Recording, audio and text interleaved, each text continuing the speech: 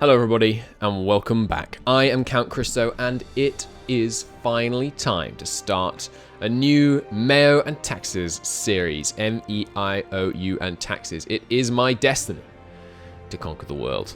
We last started a new MEIOU and Taxes campaign, I believe, as Milan. Is that right? I think it was as Milan to do the world conquest. That was like a year ago. Which is madness. Maybe I started other ones after that. Did I do the Granada one after that? I don't remember. There was talk of a Lubeck campaign. I still intend to do a Lubeck campaign. I did actually record the first couple of episodes. I think I have even uploaded the first couple of episodes of the Lubeck campaign. I started it like 4 times. It just didn't get off the ground. And then for various reasons, I didn't do as much YouTube. Anyway, we're back now. And we're going to play as the Ottomans. I'm going to talk about, first, our roleplay fun as the Ottomans. Secondly, why we're playing as the Ottomans. And thirdly, I will address people's objections to me playing as the Ottomans, which will be about, them being overpowered, basically, and why that is not a concern you should trouble yourself with. So first off, history of the Ottomans. I've just skim-read Wikipedia, so I am an expert, and everything I say will be entirely true. The Turkic tribes in this region invaded this region and formed the Seljuk Emirate? Is it fair to call it an emirate? I'm not sure. And took over this whole area and had many wars against both the Abbasid Caliphate and the Romans. This area got established at some point as the Sultanate of Rum by the Seljuks. I believe it might have been an offshoot of the Seljuks. It might have been the Seljuks. It might have rebelled against the Seljuks. I don't remember. Rum disintegrated, and we are a claimant to the Rum Sultanate. We wish to regain the lands previously held by the Sultanate of Rum and rebuild their former glory and finally extinguish the so-called light of Western civilization that is the Roman Empire. We will, of course, build an empire of our own anew. Now, from a gameplay perspective, there are going to be a couple of restrictions that I'm going to place on myself during this campaign. We are going to limit our expansion in Europe, and only in Europe, to land that the Ottomans historically held in Europe for any period. The idea behind this is that I wish to play a game that's radically different from my Empire of the Romans game.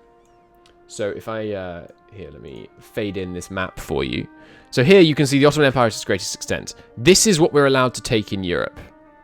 Okay, including Crimea. And Crimea, maybe it'll be these places like Transylvania, Moldavia, Wallachia, Crimea. Maybe there'll be marches. Maybe they won't be marches. But we're allowed to take that land as a march or not as a march. So that's the furthest we're allowed to extend into Europe, which on this map, if I just shrink that map down for you a little bit. On this map translates to pretty much here, here, here, and then in here, and down here, and then across here. That's all we can take in Europe. We can't take land in Italy. We can't take land in... we can't take Vienna. Actually, we might be a bit further short of Vienna than I just indicated. We will also appreciate neat borders. Like, we might go along here, even though the Ottomans were like here, because neat borders are important. We will be running for neat borders in this campaign, by the way. That's one of my ambitions for this campaign, is to try and make things a little neat. We will be doing normal kind of 20-ish minute episodes. These should be coming out daily. I will record probably the first 15 before I begin uploading them, so I can aim to bring them out consistently and daily.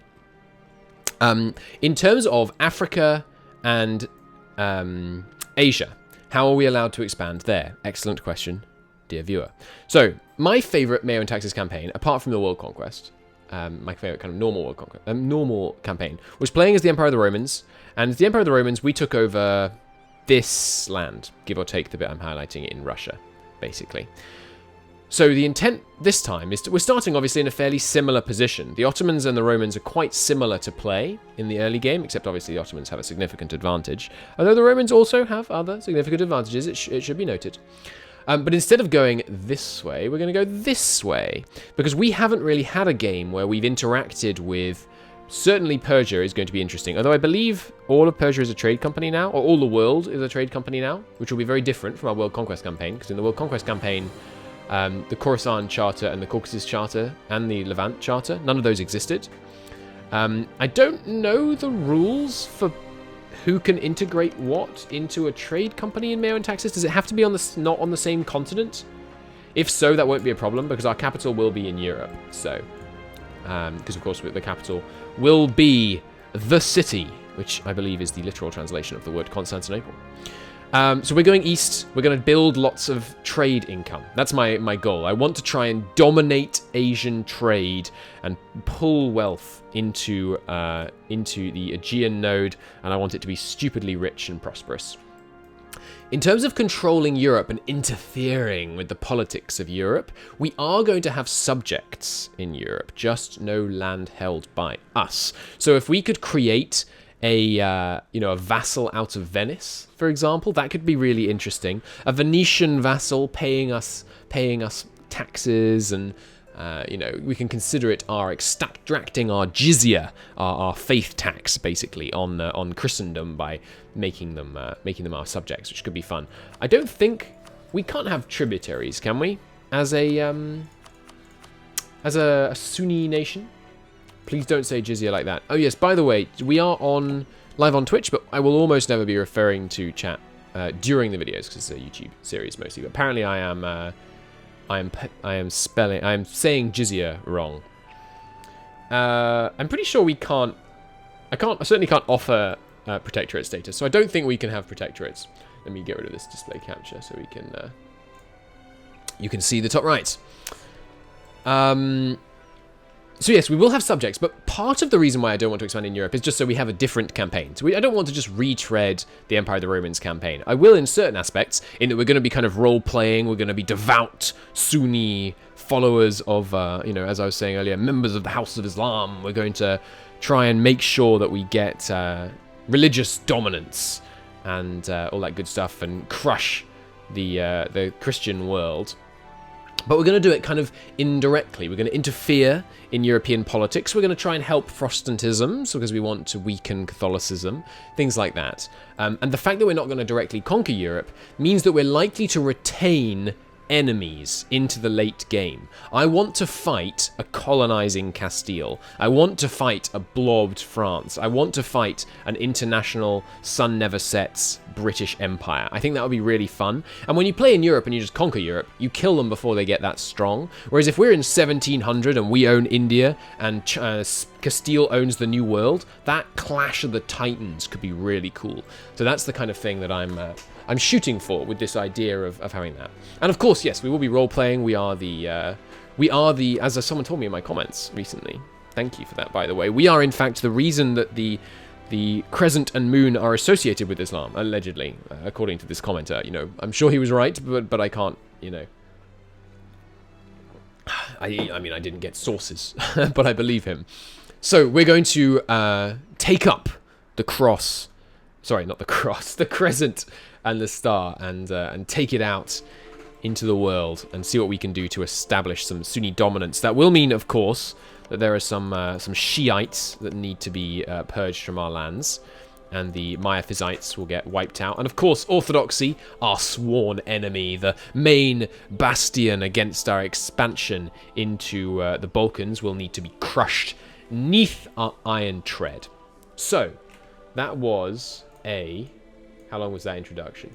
It was a 7-minute introduction, I think. No, a 9-minute introduction. So, without further ado, let's start playing. It's been a long time since I played MEIOU and Taxis, period. I have played, don't be too jealous, but I have played MEIOU and Taxis 3.0. I, of course, can't tell you anything about it, but it may take me a moment to get used to things. I think money is more valuable in the early game than anything, but are we going to hire advisors? They cost 0.5 at the lowest, 0.9 at the moment. Okay.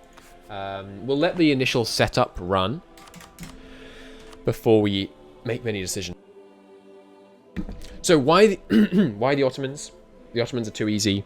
It'll be boring to watch you play the Ottomans. Not So, not the case. MEIOU Taxes is very complicated, and it's hard and interesting to play. Even when we were playing as like the HRE, it was fun and interesting to play because there were challenges and logistical problems and all that kind of thing, which is great. What else? Other objections to playing the Ottomans. I can't think of any other objections to playing the Ottomans. Basically, I think people might object because, you know, we played the Empire of the Romans, which was a really hard start, whereas the Ottomans, they have quite an easy start. But the thing is, it's not an easy start. Naples especially picks on you. We will see. We will see. Okay, so let's do some of our, you know, normal beginning stuff. Who are we going to rival? I like rivaling without kind of metagaming, because if you rival two people, they're likely to ally. I like not thinking about that. Plus, you probably rival Bulgaria, so actually that's not going to be a problem. I think I am going to rival them and Bulgaria. An early war against Bulgaria, because Bulgaria usually... Doesn't Bulgaria sometimes split in two? I'm not sure. Oh no, they're already kind of split, okay. Like I said, it's been a while since I've played MEIOU Taxes. Oh yes, and the color of our nation is likely to change. I believe Turkey is a kind of deep red. Looks pretty cool. So I look forward to perhaps doing that. I'm not sure whether we'll form Turkey. Move capital to Romelia. Yeah, so if we conquer this place, we can move the capital first to here and then to here. We don't really want to do this, but it does give 50 admin points. So what I'll probably do is own and core both of these in one war, I hope, depending on the... Yeah, that'll be doable. Sorry, the noise outside. The my window has to remain open because it's too hot otherwise. We'll probably take these in one war and then move the capital here and then immediately here. So we get the extra stability points. Enable extra tags. Is that a new button? Well, it doesn't tell you what this does. Adds the following formable nations. Well, it'll give me a pop-up about that in a second. We'll deal with these in a second once we've had the initial setup pop-ups. Bulgaria, we want to rival. And I can't counter-rival Kandar? That's Kandar, right? That flag? Why can't I counter-rival Kandar? Very weird. Well, maybe we rival Genoa just so we can embargo them, but I do want Genoa to ask me for trading rights. I believe that works for the Ottomans and the Byzantines. I have actually recorded like 4 hours of an Ottoman campaign. We recorded late last year, but then I never uploaded it because I kind of it was at a time when my interest just kind of waned. Adin seems like a great rival because we're gonna crap all over them really early on, and you want to get your allies early. So, do we want to ally any of these little Beyliks? Honestly, I think the answer is no. I don't think we necessarily want any of these guys as allies. Like, the Aretinids might be a good one early on, but I think they're historical rivals. Yeah. So, the Mamluks, you're probably also a historical rival. Historical neutral. So we're not going to be able to ally the Mamluks in all likelihood. We will see. We will see. Well, I think we go with no allies to start with. We've got a 3-year truce with the Romans, and we obviously have CBs on all these guys. The coast is obviously much easier to get. I think this is the declaration, right? On Adin. So let's begin spying on them for siege speed. And we should ally someone. It's just sensible to have some allies. I mean, Fars? Yeah, I mean, distance between borders is difficult to overcome. The White Horde is a pretty bad ally, but they don't tend to get attacked much. They tend to just fall apart. So maybe we want to ally them. Tunisia is one of the classic Ottoman allies, but the distance between borders penalty is more harsh in MNT, I believe. Maybe we ally these guys in the south. I mean, we've got 2 relationship slots, 3. And I'm not going to... Well, I probably am going to want to attack these guys 2nd and 3rd. Alright, we'll ally this guy. Just so we have an ally. Oh yeah, and you have to wait for diplomatic responses. Wow, it feels like so long since I played 1.2.9, which is the build that MEIOU Taxes is currently compatible with. Unpause time. Welcome to MEIOU Taxes 2.5. They have accepted. Is an EU4 total conversion bomb brought to you by Gigal, Damien, Sunwoo, Mandalorian, Mazel, Pelpel, Justice Fighter, others, KJH, which might be one of these guys. It might be one of their previous names, I don't know. Meppa, Imicus, Malorn, many others who deserve much credit. It's a great mod, and they all deserve Very, very much credit. So, I don't need to learn more about it. We would like all the new tags, please. Default setup. No, I do want more tags, although we are going to... I believe this gives me... If I do this, I get another pop-up which tells me I can remove the... what's called the isolated natives, which is like some of the tribes in Central Africa and some of them in North America, I believe. Because essentially they don't really affect the game very much and they just slow it down slightly. So we'll go with a few tags more. We've got humiliate rival. Or is it somewhere I do it in here? How do I can't remember, to be honest.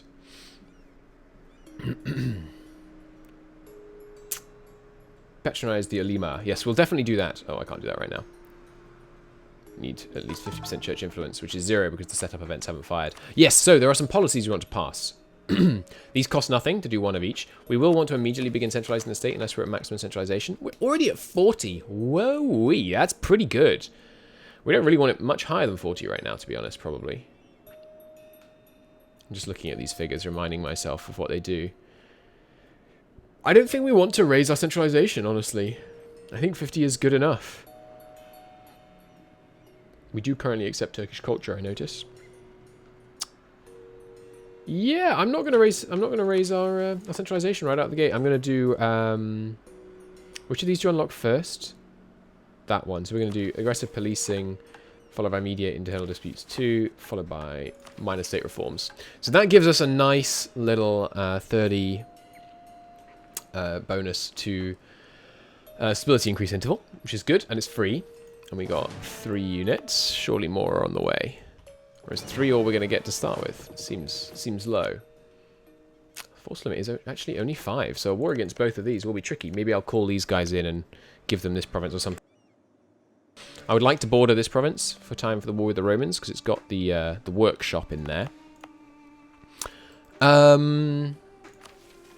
Okay. Other things we need to do. I do think there is definitely a way to show utility decisions. We don't care about automatic construction events. See on the trade map. Yes, give me the religion options. I would like to get most religious news, but spare me trivialities. Legitimacy from the Caliph, because the Mamluk is currently the Caliph. We will... Do I want to do that? 25 diplo power, 20 ducats. I don't think that's worth 20 ducats right now. Definitely not going to do religious tolerance. Do we want to persecute straight out the gate? We'll see how fanatic we are once that calculates, and then we'll make that decision. We obviously don't need these. Pilgrimage to Mecca, usually a good idea. It's quite short. It's only till April. We can't declare war till then anyway. Let's do that straight out of the gate. Actually, that might not work if we do that before the initial calculation has happened on these. So I'll let that calculation happen. Here we go. The isolate native nations, and because we have partial control over the Bosphorus, which is the strait here, I think, or is the Bosphorus? No, this is the Sea of Marmara. This is the Bosphorus, and this is the Strait of Gallipoli, or is this the Gallipoli Peninsula? My geography is not perfect, I'm happy to admit. So we get 5% trade efficiency. Goes up to 20 when you have full control, I think. Default, yes. No North America or Central Africa natives. Makes very little difference to actual gameplay, unless you're a colonizer. We might war with the colonizers and steal some of their colonies, but I don't intend to do very much colonizing myself. We may take expansion ideas and kind of colonize some of this, if that's possible, but we'll see. Okay, have you finished your setup yet? No. It takes a little while to do the initial setup. We'll just let the game do it. Performance dramatically enhances after the initial setup is done. Adin is immediately no longer a valid rival. Nice, I'll take that. Eclipsed plus 10. Retinids, various people are embracing legalism. Which of course we already have embraced, but has yet to spread down to some parts of almost all parts of the Arabian Peninsula and Egypt. Good. Good for us anyway, not so good for them. Calculate my tolerance. Good, there we go. It's a big mod and requires some big initialization steps to make sure all its components are working. Major stutters in the first half of 57, and some minor ones till early 60. Trust me, it'll be fine. So we've got some Orthodox provinces. Basra. This is Basra, right? Or is Basra somewhere? No, Basra is over here, you moron. Isn't one of these Basra? I'm complete. It's been so long, man. Anyway, Bursa is currently our capital. And similar to the Roman campaign, we will likely build 3 shining cities. One in Bursa, one in Izmit, and one in Basra. Because each of those have a nice starting position. These 2 have ports. Might also build one down here. That's Salt. Would give a little bit of urban gravity. Okay. So, now that these things have established, we are going to go high church influence. Let me talk to that for a moment. As the last thing we do in this initial episode. Church influence is an interesting beastie. It lowers your production efficiency, your tax modifier, and your local manpower modifier. That essentially is the representation of the fact that more of your land is owned by the church, not by the clergy estate, because of course there isn't a clergy estate, but by the church itself. You know, you think about the dissolution of the monasteries in England with Henry VIII and all that good stuff. That was part of an ongoing battle that took place throughout essentially all of Christendom. I'm not a historian, but this is my understanding. Basically, very often people died and they left their land to the church. And land from the church would never revert to the crown, or almost never revert to the crown, because normally the way land eventually reverted to the crown was by the person who had it being accused of treason. A new king comes into power, he gives out some of his land to people, and then the next king comes into power, accuses a bunch of people of treason, and nicks all the land back, and then he gives it out to his friends. And that's how you have this kind of cycle. But the church kind of screw with that cycle because the individual priests don't own the land. The church as a whole does. It's difficult to take it back from the church. Of course, this applies less in the Islamic world, and I don't really know at all how it works in the Islamic world, because my history lessons were, shall we say, narrow. But in MEIOU and taxes, I like having 100% church influence. You lose 40% production efficiency, and you think, wow, 40% production efficiency, that's so bad. And it is, but remember that production, a lot of the time, the big money in production is trade. And you don't lose any trade value, not any. Even the church buys their incense from abroad sometimes. So the trade, it all still works pretty much the same. And the great thing about church influence is, of course, more missionary strength, lower unrest. They keep the people subdued. The opiate of the masses becomes more powerful the more church influence you have, would be the antagonistic way of phrasing this. And, vitally, the church pays for education.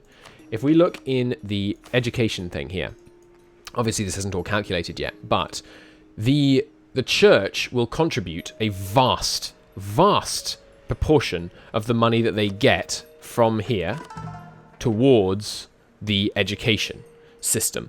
I think, and I definitely did the maths on this a while ago, I think it might actually be all of the money. I could be wrong, and that seems wrong, but I need to look into that again, maybe, or maybe I'll ask the M&T team if they remember, because I've definitely asked about it before.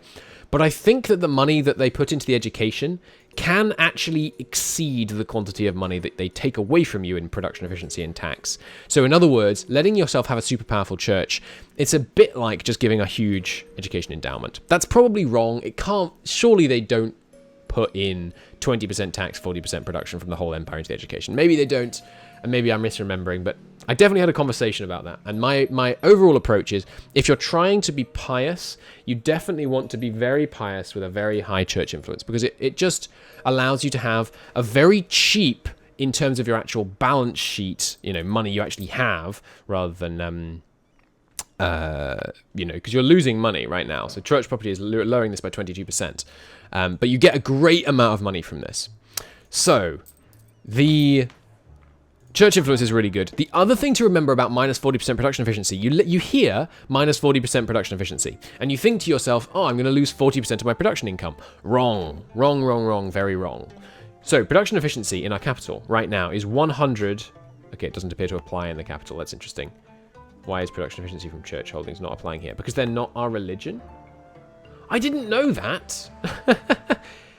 The church... Do these modifiers only apply in true faith? Yeah, in your Orthodox provinces. I actually didn't know that. That's embarrassing, because it's right there in the tooltip. All right, so look here. Look at the production efficiency. Okay, this is an Orthodox province. Did it say in your Orthodox provinces? I assume by Orthodox... In your Orthodox provinces. That must just be a localization error. It must mean in your Sunni provinces. So, in this Sunni province, we have a production efficiency right now of 150. 150 is in fact the base. Plentiful manpower puts it up 20%, technology puts it up 2%, church property brings it down 22%.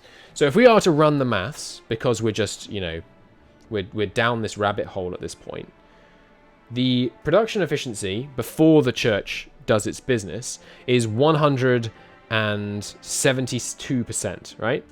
So 172% divided by 150%. That's not the way you do it. 150% divided by 172%.